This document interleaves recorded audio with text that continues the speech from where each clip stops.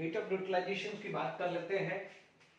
ठीक है, देखिए हमने लास्ट लेक्चर के अंदर आज हम हीट ऑफ न्यूट्रलाइजेशन की बात कर लेते हैं। ठीक है, तो यहां पर what is the heat of neutralisation, तो आप बोलोगे it is the amount of heat release. या सबसे पहले न्यूट्रल की बात करते हैं। We know that acid when combined with the base are going to be form salt. ठीक है, तो वो सॉल्ट या सॉल्ट सॉल्यूशन यदि वो न्यूट्रल बन जाता है उसे अपन क्या बोलते हैं, न्यूट्रल सॉल्यूशन। तो प्रोसेस को न्यूट्रलाइजेशन बोलते हैं और हीट रिलीज होती है during this process are known as heat of neutralisation. Is it clear to all of you? अब आप देखिए यहां पर क्या बोलेंगे कि it is the amount of heat release, it is the amount of a heat release when one equivalent of an acid is neutralized by, it is the amount of a heat release when one equivalent of an acid is neutralized by one equivalent of base। ठीक है, बिल्कुल simple समझ में आ गया है। It is the amount of heat released when one equivalent of an acid is neutralized by one equivalent of base। देखिए सबसे famous example है HCl। आपको पता है aqueous form of HCl will give H plus aqueous and Cl minus aqueous। According to the Arrhenius theory, when any substances in its aqueous solution give H plus ion are known as acid। ठीक है, यदि हम बात करते हैं यहाँ NaOH की बात करते हैं, aqueous form of NaOH can give Na plus aqueous and OH minus aqueous। ठीक है, ये एक बेसिक डेफिनेशन एसिड की और बेस की मैंने आपको एक बार थोड़ा सा रिकॉल करवा दिया कि the substances in its aqueous solution give H plus ion is known as acid, the substances in its aqueous solution give OH minus is known as base। ठीक है, तो अब आप देखिए यहां पर अपने पास ये चीज आ गई है। ठीक है, जो चीज मैं समझाने जा रहा हूं उसको खासकर ध्यान दीजिएगा। मान लीजिए what is the meaning of number of gram equivalent. यदि आप बात करते हैं नंबर ऑफ ग्राम इक्विवेलेंट की, तो नंबर ऑफ ग्राम इक्विवेलेंट क्या होता है, number of moles multiply by n factor. यानी n फैक्टर यदि एसिड है तो number of H plus ion, base है तो number of OH minus ion, not number of hydrogen, मैं बोल रहा हूं number of H plus ion बोला है। तो ये होता है नंबर ऑफ ग्राम इक्विवेलेंट का फॉर्मूला। ठीक है, ये चीज का खास कर ध्यान रखना, जो अभी अपन को यहां जरूरत पड़ेगी वो इसी की जरूरत पड़ेगी।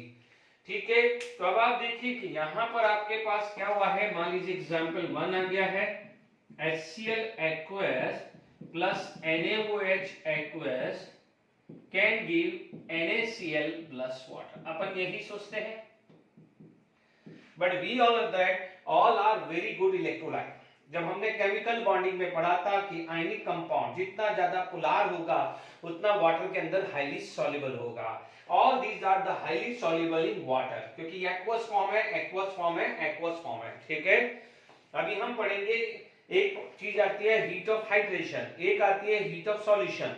यानी आप लिमिटेड क्वांटिटी में, जैसे मान लीजिए आपने एक सॉल्ट लिया, हल्का सा वाटर ड्रॉपलेट उसके ऊपर गिरा दिया, तो आप बोलोगे कि जो एनहाइड्रेटेड सॉल्ट था वो कुछ क्या जाएगा, वाटर एब्जॉर्ब कर लिया। ठीक है, तो उसे आप हाइड्रेशन बोल सकते हैं। एग्जैक्टली वो एग्जांपल नहीं है, टू बी ऑनेस्ट वो एग्जांपल नहीं है, बट सिर्फ समझाने की कोशिश कर रहा हूं। बट उसी नमक उसी सॉल्ट को आपने बहुत एक्सेस वाटर में डाल दिया तो क्या बन गया है, सॉल्ट सॉल्यूशन। तो ये फर्क होता है लिमिटेड क्वांटिटी या फिक्स क्वांटिटी ऑफ वाटर यदि किसी भी एनहाइड्रस सॉल्ट के ऊपर लगते हैं उसे बोलते हैं हाइड्रेशन, और एक्सेस क्वांटिटी ऑफ वाटर जिसमें सॉल्ट पूरा सॉल्युबल हो जाता है और हीट जो होती है उसे हीट ऑफ सॉल्यूशन। अभी मैं डिफरेंस बताऊं आगे। ठीक है, अभी सिर्फ सुनिए।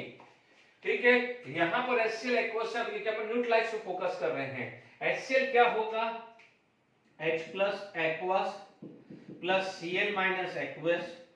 ठीक है, NaOH वाटर में क्या होगा, Na plus aqueous and OH minus aqueous।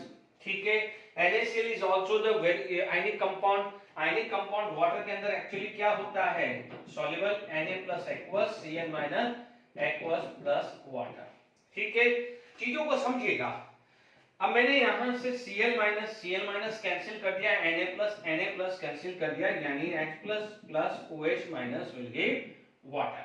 ठीक है, अब आप देखो मैंने जान करके इसको कैंसिल किया, आप बोलोगे कैंसिल कैसे होगा, चीजों को समझ लीजिए। आपने यहां पर क्या डाला है, ये HCl था तो H प्लस Cl माइनस था, ये बेस था तो Na प्लस OH माइनस था, आपने इसको मिक्स कर दिया। ठीक है, आपको क्या मिल रहा है, Na प्लस Cl माइनस, और ये क्या है, वाटर है। अब आप देखो ये जो Cl माइनस था वो Cl माइनस यहां भी है, जो Na प्लस था वो ये Na प्लस है, बट फर्क क्या हुआ है कि H प्लस OH माइनस के साथ कंबाइन होकर यहाँ पर क्या बना दिया है, वाटर। यानी न्यूट्रलाइजेशन में क्या होता है कि one equivalent of H plus combine with one equivalent of OH minus, तो आपको क्या मिल रहा है, वाटर मिल रहा है। यहां पर आप देखेंगे वन इक्विवेलेंट, ठीक है, तो ये वन इक्विवेलेंट आ रहा है।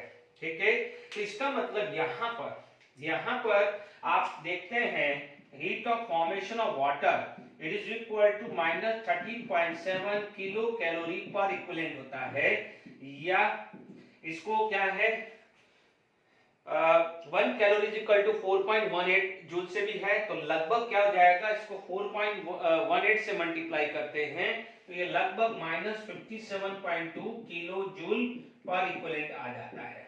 ठीक है, यहां तक क्लियर हो गया है, ये वाटर का है। अब आप देखो this is the formation of water.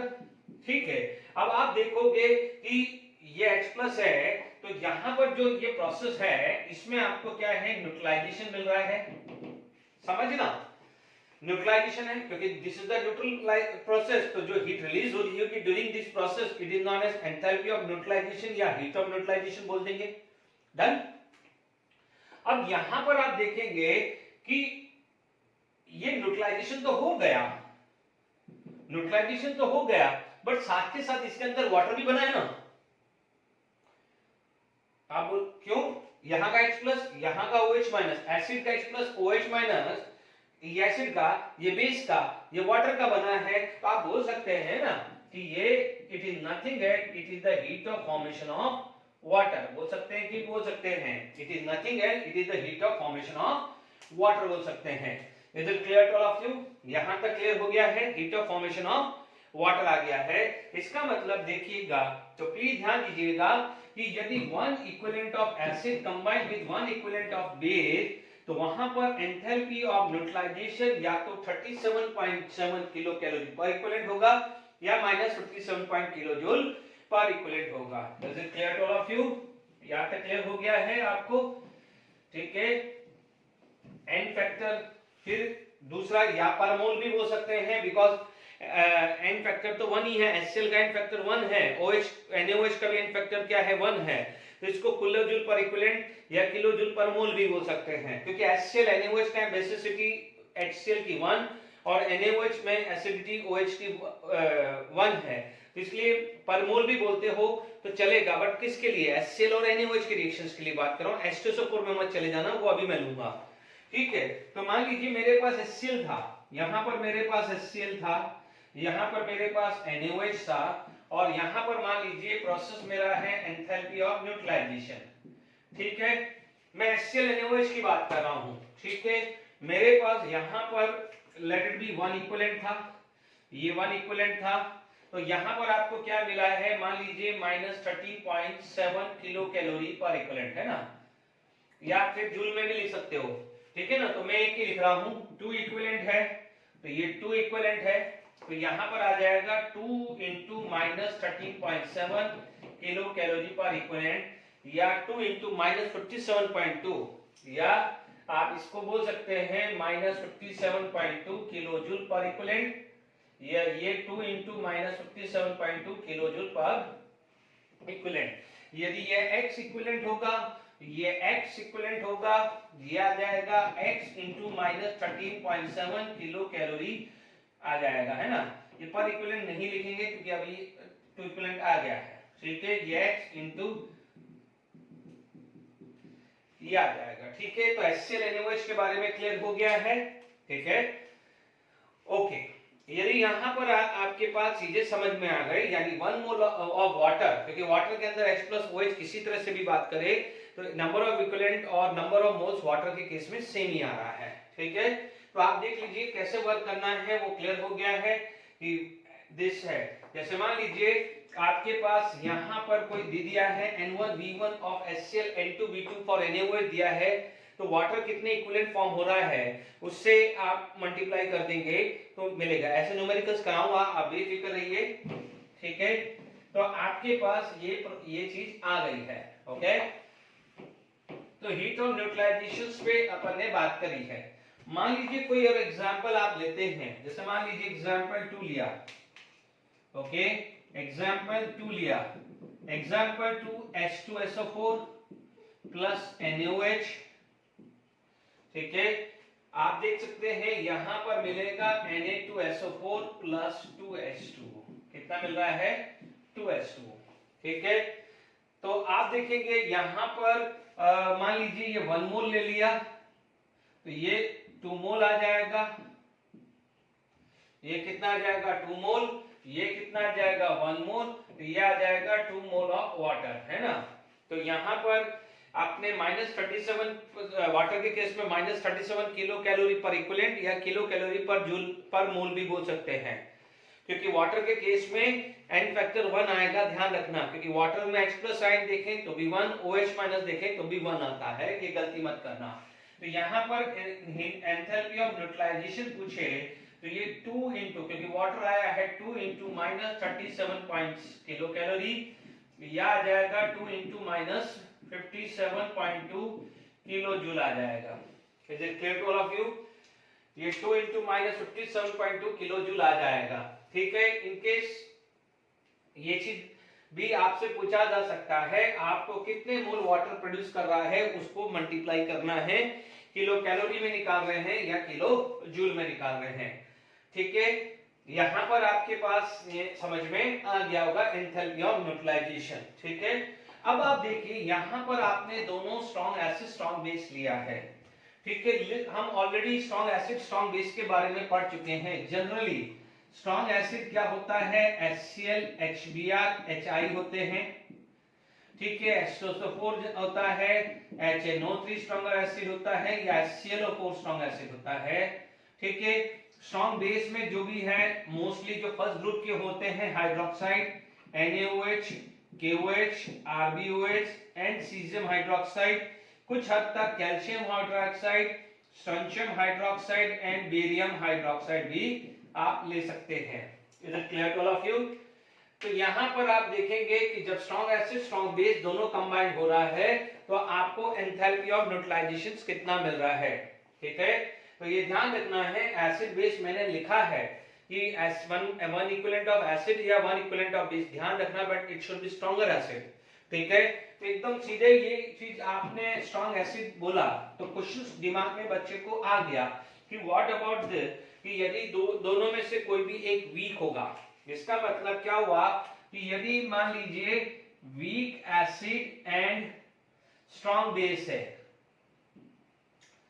और यदि यहां पर आपके पास strong acid and weak base है और आप इसको न्यूट्रलाइजेशन कर रहे हैं, तो प्लीज इसको चीजों को समझिएगा। ठीक है, आप यहां पर चीजों को समझिए कि रिलेटेड भी मैंने एग्जांपल ले लिया है कि CH3COH plus NaOH are going to be formed CH3CONA plus water, CH3CONA plus water।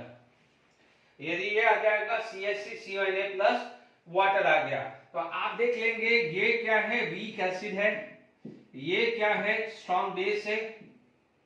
ध्यान रखना है कि यहां पर जो है देखिए माइनस साइन जो है वो सिर्फ आपको मतलब इंडिकेट करता है हीट रिलीज। तो यहां पर आपको एंथैल्पी ऑफ न्यूट्रलाइजेशन जो आएगा लेस देन 13.7 किलो कैलोरी, या आपका आएगा enthalpy of neutralisation is less than 57.2 kilo joule. ध्यान रखना है ये माइनस साइन कंपेयर नहीं करना है, minus sign only indicate heat release.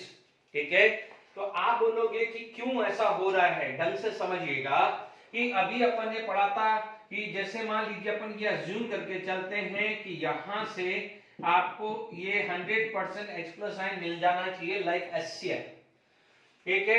यहां से क्या है NaOH मिल जाना चाहिए Na प्लस OH, और ये स्ट्रॉन्ग क्योंकि ये आयनिक बॉन्ड है, यहाँ आयनिक बॉन्ड है तो ionic bond is easily ionisable in water, ठीक है। इसको आप ऐसे भी लिख सकते हैं और H plus plus OH minus give water. जैसा आपने NaOH के लिए सोचा वैसा का वैसे ही सोचा, तो आपने ये बोला कि सर यहाँ पर 13.7 किलो कैलोरी आना चाहिए, मैग्नीट्यूड की बात कर रहा हूँ, minus sign only indicate release हो रही है, ठीक है। तो आप यदि ये बोलते हो कि ये क्यों लेस हो रहा है, तो आप समझ जाइए कि यहाँ पर आपके पास वीक एसिड है। तो पहले इस चीज का कंसेप्ट समझते हैं कि मान लीजिए आपके पास कोई भी एक वीक एसिड है या वीक बेस है, तो वीक एसिड या वीक बेस या स्ट्रॉन्ग एसिड स्ट्रॉन्ग बेस से उनमें फर्क क्या होता है। स्ट्रॉन्ग एसिड आर 100% या about to be 100% ionisable, whereas weak acid is very less ionizable, ठीक है। तो वीक एसिड क्या होता है, weak acid very less ionisable, weak acid क्या हो जाएगा, very less ionisable, is it clear. तो यहां पर आपके पास क्या हो जाएगा, CH3 COH aqueous give CH3CO minus aqueous plus H plus ion aqueous आ जाएगा, is it clear to all of you. तो यहां पर आपके पास ये एक्वस आ गया, आप ये अज्यूम करके चल रहे थे कि ये 1 मोल है इनिशियली, है ना, इनिशियली तो 0 है, तो आप ये मान के चलेंगे कि ये क्या हो जाएगा, वीकली आयनाइज हो जाएगा। तो अब वीकली आयनाइज हो जाएगा तो इसका मतलब यदि ये 1 मोल है, लेट इट बी 1 मोल या 1 इक्विवेलेंट है, तो ये तो 1 इक्विवेलेंट आ जाएगा, बट यदि ये 1 इक्विवेलेंट है तो ये 1 इक्विवेलेंट के इक्वल नहीं आएगा। तो जब H प्लस और OH माइनस का अमाउंट सेम नहीं आएगा तो उस सॉल्यूशन को आप न्यूट्रल नहीं बोलोगे, क्योंकि न्यूट्रल में H plus should be equal to OH minus. तो now this is not a case of neutralisation. तो अब आप बोलोगे कि सर न्यूट्रलाइजेशन के लिए क्या करें, न्यूट्रलाइजेशन में आपको 1 इक्विवेलेंट करना पड़ेगा। इसका मतलब यहाँ पर जो वीकली आयनाइज है इसको बढ़ाना पड़ेगा। लास्ट लेक्चर में या लास्ट टू लास्ट लेक्चर में डिस्कस किया हुआ है एंडोथर्मिक प्रोसेस। एंडोथर्मिक प्रोसेस जहां पर डिसोसिएशन होता है या आयनाइजेशन होता है, तो ये भी डिसोसिएशन हो रहा है। यहां पर क्या होता है कि ये हीट ऐड हुई है, क्योंकि ये एंडोथर्मिक है, ये क्या हो जाएगा, this process is known as endothermic. ये एंडोथर्मिक है, तो एंडोथर्मिक में क्या होगा कि ये हीट यूज होगी, यानी क्या हुआ, आपको हीट बाहर से इनपुट करनी पड़ेगी, तभी यहां पर क्या है, ये आयनाइजेशन 100% जाएगा, ठीक है।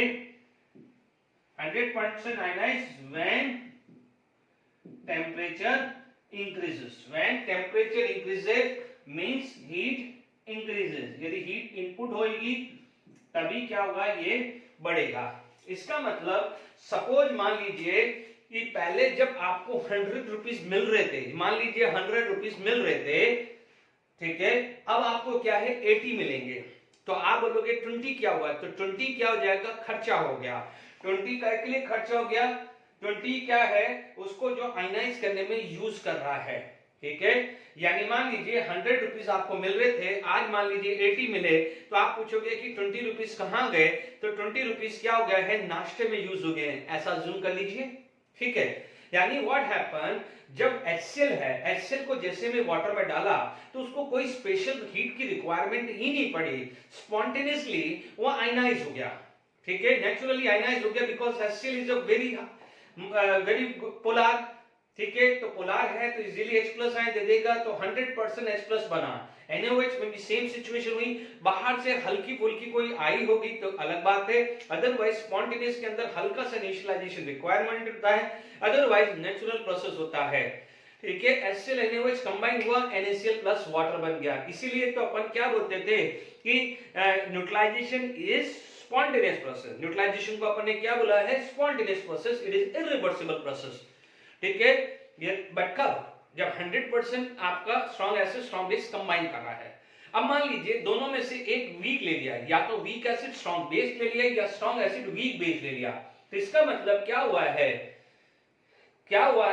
कि यहां पर जो आप CH3CH को वाटर में डाल रहे हैं, यानी if you are going to prepare the aqueous solution of CH3CH, so in that case it is not 100% ionized.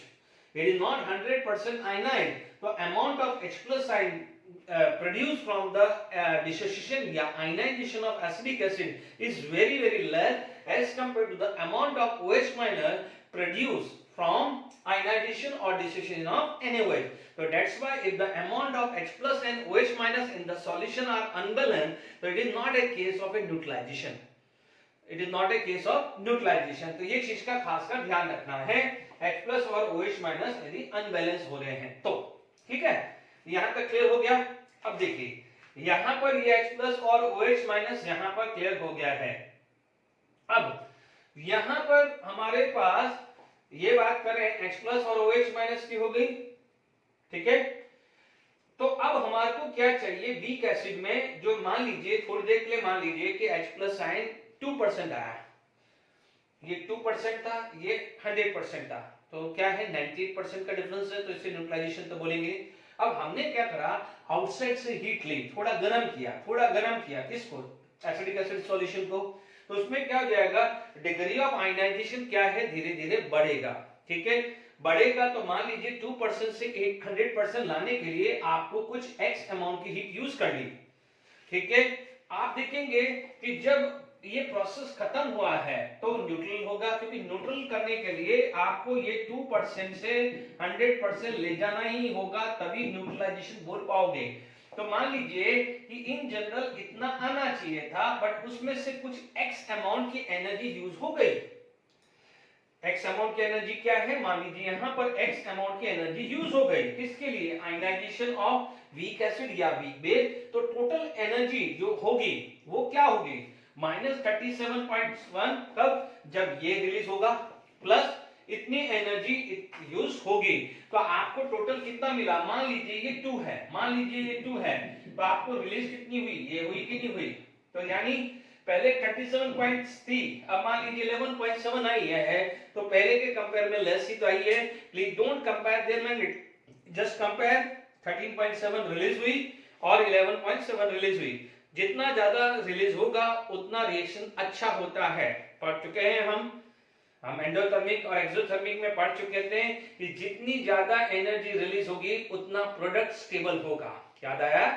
तो ये क्या है, एक्सोथर्मिक प्रोसेस है, तो इसलिए 13.7 होगा, तो 11.7, तो किस केस में प्रोडक्ट ज्यादा स्टेबल होगा, तो आप बोलोगे जब यहां पर 13.7 रिलीज होगी। टेक्निकली भी समझ लीजिए ना कि दोनों ही स्ट्रॉन्ग है, तो क्या है, फटाफट से सॉल्ट बनेगा, बट एक भी कंपोनेंट वीक है तो सॉल्ट बनना थोड़ा मुश्किल होगा कि नहीं होगा। समझ लीजिए सॉल्ट क्या है, प्रोडक्ट, तो प्रोडक्ट यदि स्टेबल है तो एनर्जी रिलीज क्या होगी, ज्यादा, और प्रोडक्ट क्या है, लेस स्टेबल है, तो एनर्जी रिलीज क्या हो जाएगी, लेस होगी। समझ लीजिए ना, ये समझ में आ गया है। तो आप क्या बोल सकते हैं कि मान लीजिए यहां पर आप क्या लिख सकते हैं कि suppose if it is a neutralisation of weak acid strong base, तो उसकी जो एनर्जी है वो लेस देन 13.7 या माइनस लेस देन 57.2 होगी, because some of the heat is utilised to ionise weak acid और वीक बेस। तो आप क्या बोलोगे, यहां पर लिख सकते हैं delta H neutralisation less than 37.6 kilo calorie per equivalent, या बोल सकते हैं delta H neutralisation less than 57.2 kilo joule पर इक्विवेलेंट। ठीक है, because some of heat is utilized, some of the heat is utilized to ionize weak acid और weak base, weak acid या weak base को आयनाइज करने के लिए use की जाती है। some of heat is utilized to ionize weak acid और weak base, is it clear? तो आपको ये चीज समझ में आ गई है, ये क्वेश्चन बन सकता है। तो अब आपके पास लिस्ट है, जैसे मान लीजिए आपसे पूछा जाए कि इन विच केस, मान लीजिए आपके पास क्वेश्चन आ गया कि in which case enthalpy of neutralisation less than 57.2 kilo joule. ठीक है, मान लीजिए आपके पास ऑप्शंस में आ गया HCl प्लस NaOH। ठीक है, मान लीजिए आपके पास आ गया HBr प्लस KOH दे दिया। थर्ड मान लीजिए आपके पास ऑप्शंस आ गया, ठीक है, कि HClO4 प्लस NaOH दे दिया। और फोर्थ केस आ गया कि मान लीजिए HNO3 प्लस MgOH ट्वाइस, या MgOH ट्वाइस नहीं लिखे तो LiOH लिख दिया, या अमोनिया लिख दिया, कुछ भी लिख दिया, या LiOH लिख देते, चलिए, है ना। तो आप देख लीजिए इसमें इस तरह के मान लीजिए 4 ऑप्शन हैं। तो आपको सबसे पहले ध्यान रखना है कि 1 मोल ऑफ वाटर प्रोड्यूस होना चाहिए, ठीक है ना, क्योंकि 2 मोल प्रोड्यूस होगा तो ये 2 टाइम्स होगा, ये गलती मत करना, ठीक है। ये strong acid strong base, strong acid strong base, ये स्ट्रॉन्ग एसिड स्ट्रॉन्ग बेस, ये स्ट्रॉन्ग एसिड बट ये वीक बेस है। तो आपका आंसर क्या होगा, राइट, यानी या तो वीक बेस होना चाहिए या वीक एसिड होना। दोनों ही वीक है तो कभी भी न्यूट्रलाइजेशन होना होगा नहीं। तो वहां पर दोनों वीक होगा तो आप एंथैल्पी ऑफ न्यूट्रलाइजेशन होता ही, वो प्रोसेस इम्पॉसिबल है, ठीक है। वो चीज का ध्यान रखिएगा कि दोनों वीक होगा तो बहुत ही मुश्किल है, क्योंकि आपको नहीं पता है। ये पता होता है कि दोनों स्ट्रॉन्ग है तो 100% आयनाइज होगा, बट दोनों वीक है तो कौन कितना परसेंट आयनाइज है वो पता होता ही नहीं है। मान लीजिए कोई वीक एसिड 5% आयनाइज है तो वीक बेस मान लीजिए 2% आयनाइज है, तो कैसे मैनेज होगा। इसलिए जनरली यदि दोनों ही वीक है तो वहां पर ज्यादा दिमाग नहीं लगाना है, ठीक है। यहाँ गया है, न्यूमेरिकल्स कुछ कर लेते हैं फिर आगे और बात करेंगे, ठीक है। यहाँ वाला क्वेश्चन है 200 centimetre cube of 0.1 m H2SO4 is mixed with 150 centimetre cube of 0.2 m KOH। इसको दोनों से कर सकते हो, या तो आप इक्विवेलेंट निकाल सकते हो या मोल से भी आप काम कर सकते हो, ठीक है। दोनों मेथड में आपको सिखा दूंगा, ठीक है। मान लीजिए मेथड 1, आपको जो अच्छा लगे वो कर लीजिए, मेथड 1, ठीक है। मान लीजिए यहाँ पर आपके पास H2SO4 है तो आप देखेंगे इसका नंबर ऑफ ग्राम इक्विवेलेंट कितना आएगा। नंबर ऑफ ग्राम इक्विवेलेंट क्या आएगा H2SO4 का, या number of gram equivalent of H2SO4। आपको पता है नंबर ऑफ ग्राम इक्विवेलेंट होता क्या है, N1V1, ठीक है। यहाँ पर आपके पास कितना है 200/1000। अब आप देखो M1 दिया है तो इट इज 0.1 और n फैक्टर फॉर H2SO4 कितना है 2 है, ठीक है। तो आप देखेंगे 2 × 2 4, ठीक है, तो ये आ जाएगा 0.04 इक्विवेलेंट आ जाएगा, ठीक है। इधर आ जाइए number of gram equivalent of NaOH, ठीक है। Number of gram equivalent of NaOH कितना है N2V2, ठीक है। अब आप देखो 150 आ गया, 150 सेंटीमीटर क्यूब अपॉन 1000, ठीक है, 0.2 है और इसका तो n फैक्टर 1 ही होगा, KOH का, नॉट NaOH, KOH है, ये क्या है KOH है। तो आप देख लीजिए ये आ जाएगा मल्टीप्लाई 0.03 इक्विवेलेंट आ रहा है, चेक कर लीजिए। अब आप देख लीजिए आपके पास ये लिमिटिंग रिएजेंट है, तो आपको पता है कि H plus OH minus are going to be form H2O, ठीक है। इसका है 0.04, इसका है 0.03, तो इसका मतलब ये लिमिटिंग रिएजेंट है तो 0.03 react with 0.03 are going to be form 0.03 equivalent, limiting reagent concept है, ठीक है। आपको पता है कि इसका जो एनर्जी है, देखिए इसका जो enthalpy of formation of water है, ठीक है, -13.7 है किलो कैलोरी पर इक्विवेलेंट, या आप बोलते हैं -57.2 किलो जूल पर इक्विवेलेंट, है ना।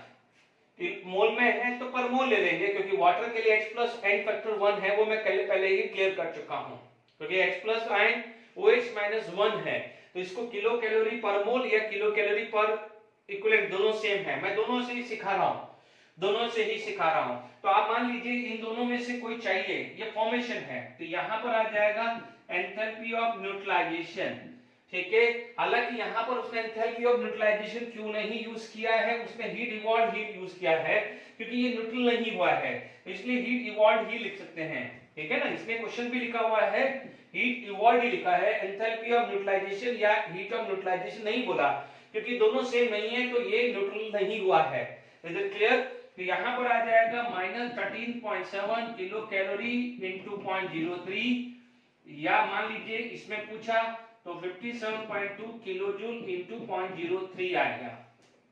ठीक है, तो आप देखेंगे 13.7 इंटू 0.03, ये वैल्यू आ रही है 0.411 किलो कैलोरी, ये आ रही है 57.2 इंटू 0.03, ये वैल्यू आ रही है 1.716, ये आ रहा है किलो जूल, माइनस लगा दीजिए क्योंकि ये हीट रिलीज हुआ है।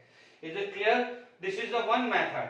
ठीक है, यानी जब आप उसमें नंबर ऑफ इक्विवेलेंट निकालने कर रहे हैं, इसी चीज को दूसरा मेथड आप यूज कर सकते हो, नंबर ऑफ मोल्स वाला भी। ठीक है, नंबर ऑफ मोल्स वाला मेथड भी आप यूज कर सकते हो। ठीक है, तो ये वैल्यू आप याद रख लीजिए। ओके, ठीक है, अब देखिए यहां पर number of moles second method में यूज करता हूं, और न्यूमेरिकल्स एक दो प्रैक्टिस कराऊंगा, आप बेफिक्र रहिए, है ना। नंबर ऑफ मोल्स की बात करें तो H2SO4 plus 2NaOH are going to be form Na2SO4 plus 2H2O, है ना। ठीक है, हालांकि ये मैं ये वाला एडवाइस करूंगा फर्स्ट मेथड, क्योंकि जल्दी हो जाएगा। ठीक है, बट ठीक है, जिसको जो मेथड सही लगे आप वही मेथड करिए। यहां पर आप देख लीजिए मोल, ये आ जाएगा 0.1 इंटू 200, 0.1 इंटू 200 का मतलब 0.2, it is going to be 0.02 mole, ये गिवन है। ठीक है, इधर आ जाएगा 150 इंटू 0.2, 150 यानी 0.150 इंटू 0.2, तो यह आ जाएगा 0.03, 0.03 आएगा। Is it clear to all of you? ये मोल गिवन है। अब आप देखो लिमिटिंग रीजन कंसेप्ट लगाते हैं, 1 मोल रिक्वायर्ड 2, तो 0.02 रिक्वायर्ड 0.04, तो ये तो चलेगा नहीं, ये तो चलेगा नहीं, वापस से उल्टा जाना पड़ेगा, ये तो गिवन है, दिस आर द गिवन, तो हमें रिएक्टेड निकालना है। ठीक है, हमें क्या निकालना है? रिएक्टेड। तो लिमिटिंग रीजन लगाओ, तो 0.02 मान लीजिए 0.02, 1 के लिए 2 चाहिए, तो 0.02 के लिए चाहिए 0.04, तो ये तो चलने वाला ही नहीं, उल्टा करते हैं, ये हटा दो क्योंकि चलने वाला है नहीं। अब आप देखो वापस इसको ले लो, तो 2 मोल रिक्वायर 1, 2 मोल रिक्वायर 1, तो दिस रिक्वायर हाफ, तो इसका रिक्वायर हो जाएगा 0.15 मोल रिक्वायर हो जाएगा। ठीक है, ये आया, तो ये तो 0 आया है क्योंकि NaOH लिमिटिंग रीजन था, और ये बच जाएगा 0.05 मोल। हालांकि इससे मतलब नहीं है वाटर कितना प्रोड्यूस हो रहा है, तो आप देख लीजिए 1 2 1 2, तो रिएक्ट कितना हुआ है? रिएक्ट तो यही हुआ है ना, रिएक्ट तो यही हुआ है, तो 1 2 1 2, यानी वाटर कितना प्रोड्यूस हुआ है? 0.03 मोल। वाटर कितना प्रोड्यूस हुआ है? 0.03 मोल, तो 0.03 मोल है, तो आप ये वाला भी यूज कर सकते हैं 0.03 मोल के हिसाब से। Is it clear? आना सेम है। ठीक है, तो आप ये मेथड से भी यूज कर सकते हो, या number of equivalent, number of equivalent में क्या करेंगे? N1V1 निकालेंगे H प्लस का, बट मेक श्योर वॉल्यूम को लीटर में रखना है। N2V2 से OH निकालेंगे, ठीक है, H प्लस OH लेंगे, दोनों को कंबाइन करके चल लेंगे। ठीक है, ध्यान रखना है। आप बोलोगे कि सर आपने इससे पहले 2H प्लस क्यों नहीं लिया, क्योंकि H2SO4 गिव 2H प्लस आए। बच्चों मैंने 2 मल्टीप्लाई कर चुका हूं बेसिसिटी में, एन फैक्टर 2 ले चुका हूं ना H2SO4 में, NaOH में 1 लिया है, तो गलती मत करना। जब 2 आपने ऊपर ऑलरेडी मल्टीप्लाई किया है, तो नीचे इक्वेशन में H plus plus OH minus will give water, वही लिखना है, गलती मत करिएगा। ठीक है, और क्वेश्चंस कर लेते हैं अपन। ठीक है,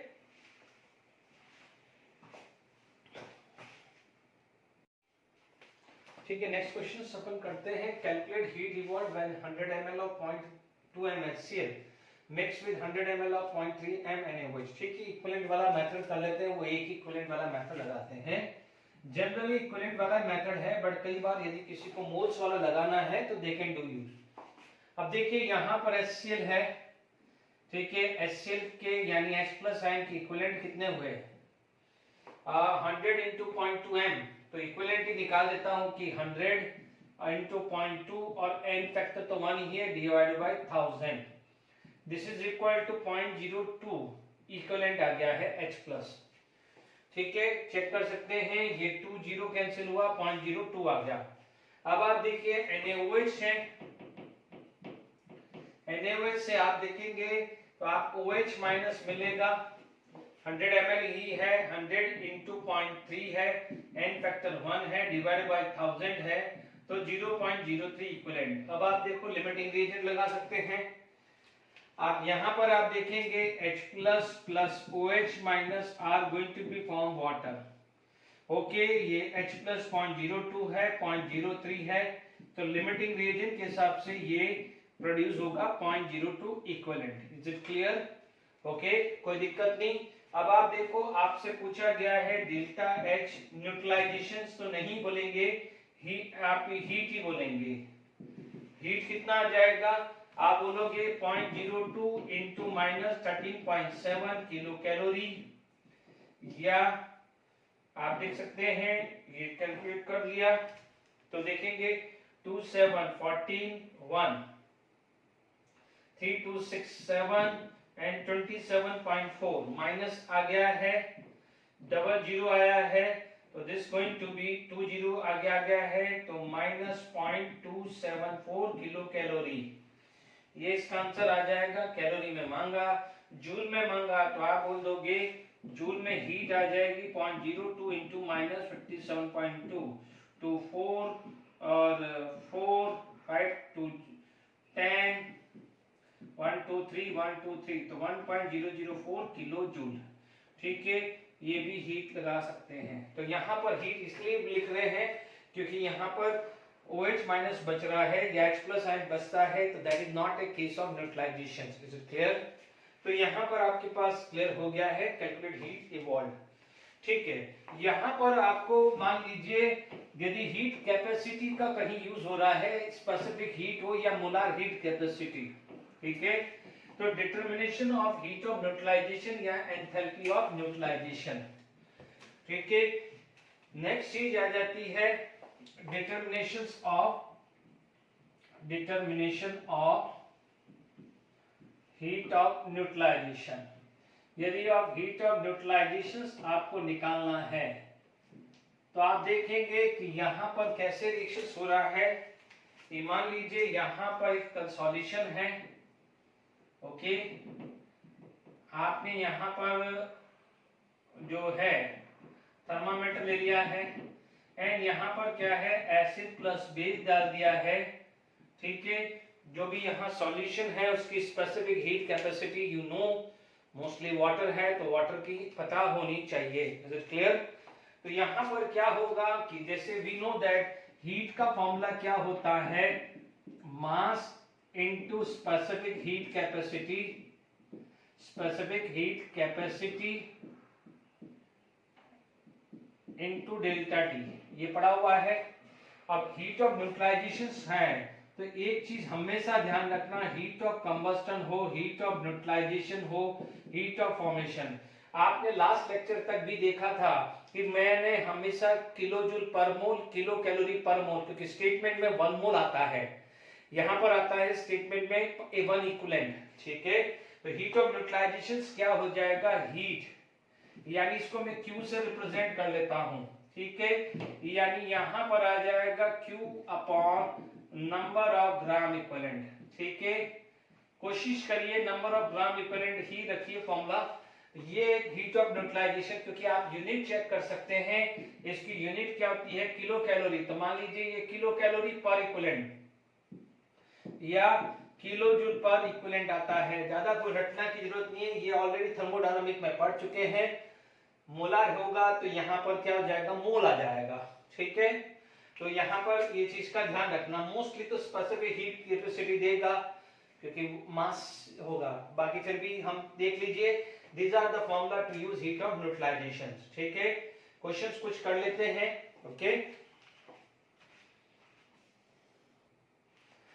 चलिए क्वेश्चंस फटाफट से रीड कर लीजिए। 150 ml of 0.5 and HNO3 solution at 25.33 degree Celsius was mixed with 150 ml of 0.5 and NaOH solution at the same temperature. The final temperature recorded to be 28.77 degree Celsius.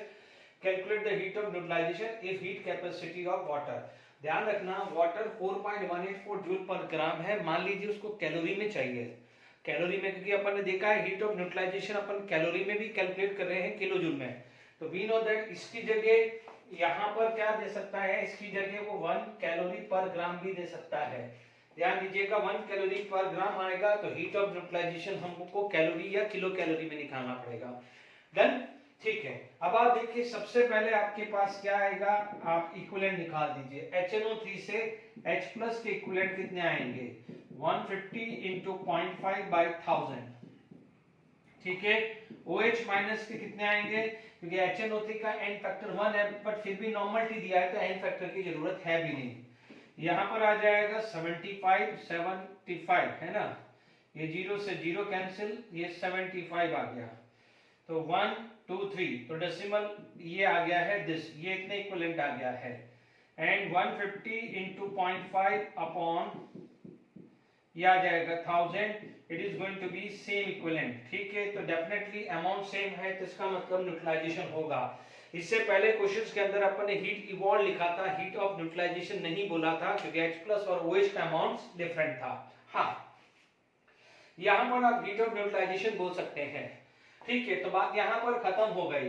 अब अपन को चाहिए Q, चाहिए Q आपको क्या होता है, mc डेल्टा T है, क्योंकि देखिए वाटर है तो भले CV लिखना है तो CV लिख दीजिए बट जरूरत नहीं है, ठीक है। आपके पास m कितना है, मास निकालना है 150, तो टोटल वॉल्यूम जो है, टोटल वॉल्यूम जो आई है 150 प्लस 150 बट ml में है तो 300 ml है, तो आप इसको क्या बोल सकते हैं, मास भी क्या हो जाएगा 300 ग्राम है। यदि कुछ भी नहीं दिया है तो डेंसिटी यानी वाटर की ही मान ली है, 1 ग्राम पर ml मान ली है। ध्यान रखना है क्योंकि हीट कैपेसिटी ऑफ वाटर यानी आपका जो सॉल्यूशन है वो वाटर है, ठीक है। तो ध्यान दीजिएगा, तो यहाँ पर आपके पास कितना आ जाएगा 304.184, टेम्परेचर कितना है 28.77, फाइनल इनिशियल कितना है 25.33, ठीक है।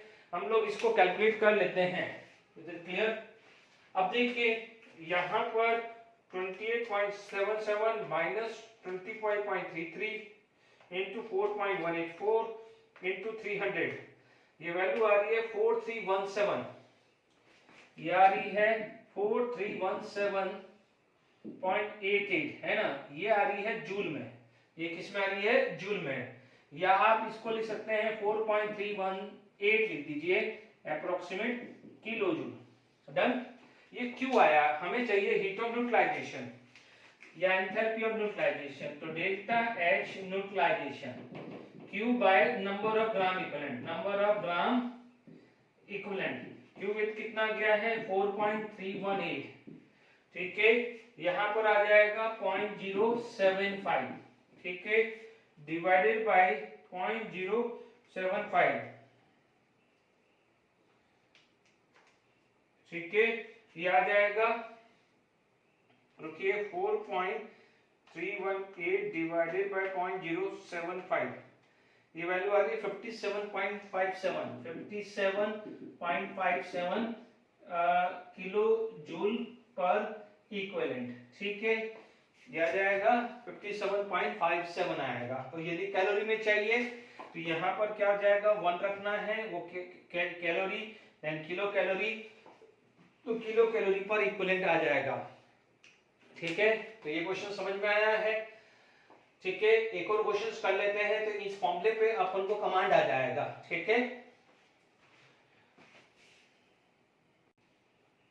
चलिए एक और क्वेश्चन कर लेते हैं, सेम प्रोफाइल करी है, take just for the practice, एक आपको कॉन्फिडेंस बिल्डअप हो जाएगा।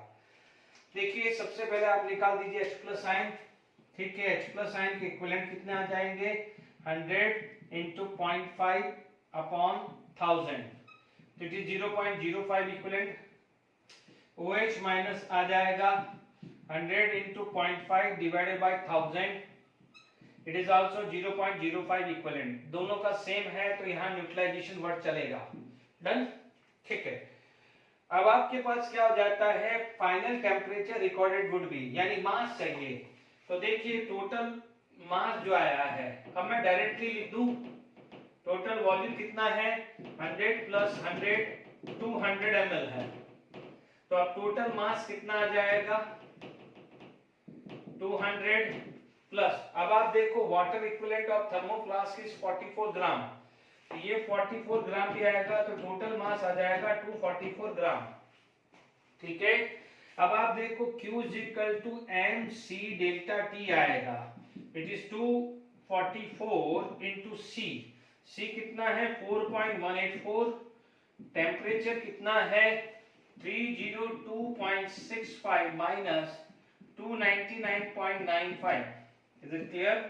अब देखिए यहाँ पर 302.65 माइनस 299.95 इंटू 4.184 इंटू 244, ये वैल्यू आ रही है 275, तो मैं डायरेक्टली 2.756 किलो जूल लिख रहा हूं, है ना। तो आप चाहो तो इसको ध्यान रख दीजिएगा, मैंने किलो जूल में डायरेक्टली कर दिया है। ठीक है, अब आप देखो delta H neutralisation Q is equal to number of gram equivalent, ठीक है 2.756 डिवाइडेड बाय 0.05, ठीक है ठीक है, ये आ रहा है 55.12, it is come to be 55.12 kilo joule पर इक्विवेलेंट। ठीक है, तो लगभग 55-57 ऐसा है चल रहा है। Is it clear to all of you. तो ये दो क्वेश्चंस आपको समझ में आ गया है। ठीक है, तो आज हमने एंथैल्पी और न्यूट्रलाइजेशन पे मैंने कुछ क्वेश्चंस किए हैं। ठीक है, तो कुछ कंबस्टन के भी एक दो क्वेश्चंस और रिएक्शंस कर लेते हैं जो लास्ट लेक्चर में हमने किया हुआ था, क्योंकि अभी नया टॉपिक कराने से बड़ा है कि एक दो क्वेश्चंस कंबस्टन के या प्रीवियस ईयर के क्वेश्चंस कर लेते हैं, जिससे आपका एक कॉन्फिडेंस बिल्डअप होगा। ठीक है, चलिए ये क्वेश्चंस करते हैं। एनसीईआरटी टेक्स्ट बुक का क्वेश्चंस है, this is NCERT text book 6.8। ठीक है, 6.8 एनसीईआरटी टेक्स्ट बुक एग्जांपल है। The combustion of a 1 mole of a benzene take place at 398 Kelvin and 1 atmosphere after the combustion heat liberated is this। ध्यान रखना है, यहाँ पर लिखा है heat liberated। ठीक है, calculate the enthalpy of formation of for benzene if the enthalpy of formation of CO2 H2O are this। इसको दो मेथड से कर सकते हैं, एक हेस्लॉ से कर सकते हैं और एक जो मेथड मैं समझा रहा हूँ। जब हेस्लॉ होगा तो हेस्लॉ के हिसाब से मैं समझाऊंगा। ठीक है, अभी जो भी आप एनसीईआरटी में सॉल्यूशन है इट इज बेस्ड ऑन हेस्लॉ, तो अभी हेस्लॉ आएगा तब हेस्लॉ के हिसाब से समझाऊंगा। बट जो मैं बता रहा हूँ वो सिंपल यूज कर सकते हो, क्योंकि C6H6 liquid O2 can give CO2 plus water. हमारे पता है कि यदि किसी भी हाइड्रोकार्बन का या ऑर्गेनिक कंपाउंड का कंबस्शन होगा तो CO2 गैस NH2O लिक्विड निकलेगा। तो यहाँ पर आ जाएगा CO2 गैस, H2O लिक्विड, ये गैस आया। डन। हाउ मेनी मोल? 6 कर दिया, यहाँ 6 है तो 3H2, 6 2 जा 12 प्लस 3।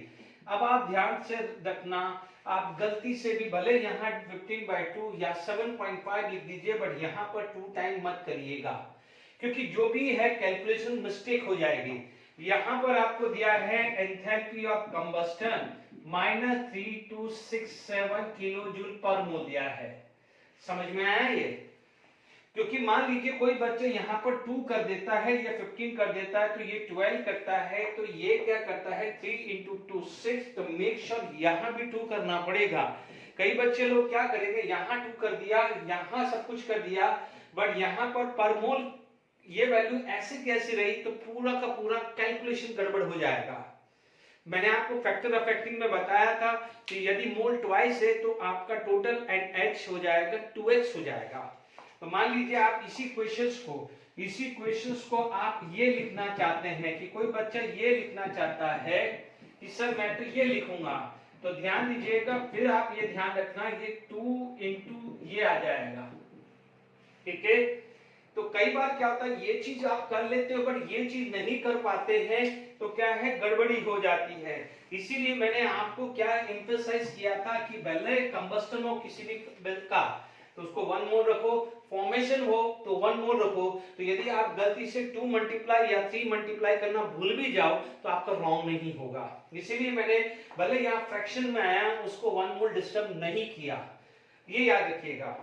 अब आप देखिए यहाँ फिर तो देखो डेल्टा H रिएक्शन कौन सी कंबस्टन है, इसलिए R की जगह मैंने C लिख दिया है। क्या होता था कि it is the summation of enthalpy of formation of product minus summation of enthalpy of formation of reactant. पढ़ चुके हैं हम, ठीक है। यहां पर आपके पास कितना आ जाएगा, 6 times of enthalpy of formation of CO2 plus 3 times enthalpy of formation of H2O bracket close minus यहां पर क्या हो जाएगा, enthalpy of formation of benzene. ठीक है, ये क्लियर हो गया है। चलिए अब आप देखिए यहां पर ये सारी चीजें क्लियर हो गई है। यहां पर ऑक्सीजन नहीं लिखा है बिकॉज स्टैंडर्ड फॉर्म में उसका 0 होता है, ठीक है। अब देखिए यहां पर -3267 ले लिया मैंने, ये दिया हुआ है माइनस दिस पर मोल है 6 multiply by -393.5 plus 3 multiply by -285.63 bracket close and minus delta HF benzene निकालना है, ठीक है। अब आप देख लीजिए यहां पर क्या आ जाएगा, वैल्यू आप कैलकुलेट कर सकते हैं 393.5 into 6, ये 2361, ये है -2361, इधर कितना गया है 285.63 into 3, ये वैल्यू है -856.89, ठीक है। अब आप देखो इसको ऐड कर लो 2361, ठीक है। अब आप देखो ये कितना वैल्यू आ गया है, ये माइनस डेल्टा FH बेंजीन आया है, ठीक है। अब आप देखो ये 3267, अब आप देखो ये वैल्यू इधर चली जाएगी तो ये इधर चली जाएगी, आपके पास कितना आ जाएगा डेल्टा FH बेंजीन का, देखिए ये वैल्यू है 3217.89 माइनस, ठीक है। इधर चला गया तो ये कितना हो जाएगा माइनस माइनस प्लस 3267, क्या चला जाएगा प्लस, ये इधर चला जाएगा प्लस, ये इधर चला जाएगा तो प्लस होगा, तो क्या हो जाएगा 3267, ये वैल्यू आ रही है 49.11, ये क्या हो जाएगा किलो जूल पर मोल आया है। तो आप देख लीजिए 49.11 किलो जूल पर मोल आया है। तो this is your NCERT text book questions. एक क्वेश्चंस और मैं करा देता हूं जो जेडब्ल्यू मेंस में आया हुआ है 2019 या 2002 में, फिर अब हम चैप्टर के लेक्चर को वाइंड अप करते हैं, ठीक है।